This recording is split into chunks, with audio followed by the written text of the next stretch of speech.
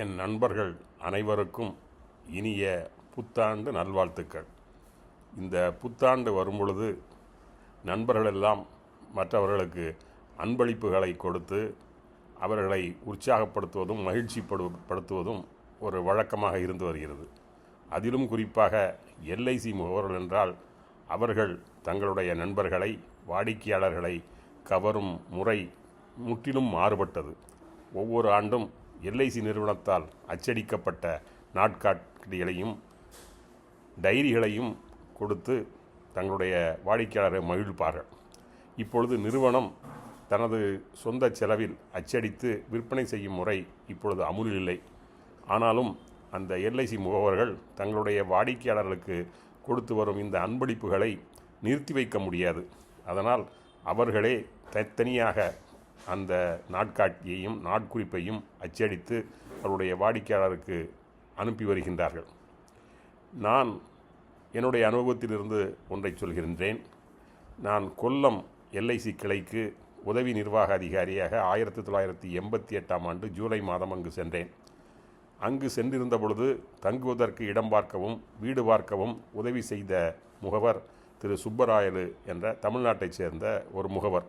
முதல் ஒரு 10 நாட்களுக்கு நான் அவர் அலுவலகம் நடத்தி வந்த ஒரு அறையில்தான் நான் தங்கியிருந்தேன். என்னை அப்படி விழுந்து விழுந்து உபசரித்தார். எனக்கு தேவையான அனைத்து உதவிகளையும் அங்கு எங்களுக்கு செய்து வந்தார்.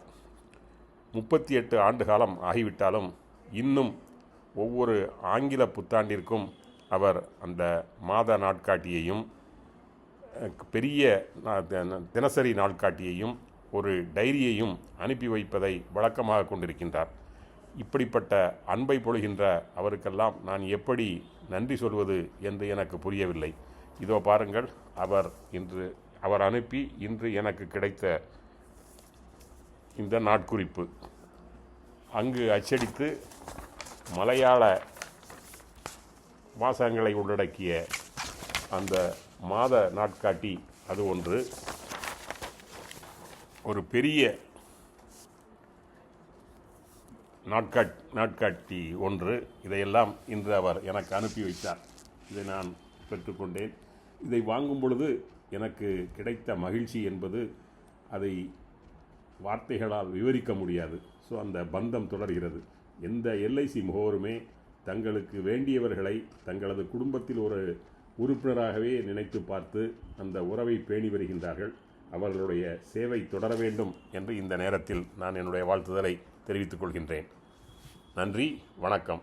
மிஸ்டர் சுப்பராயலு, உங்களுக்கு என்னுடைய நெஞ்சார்ந்த நன்றியை செலுத்திக் கொள்கின்றேன். நன்றி, வணக்கம்.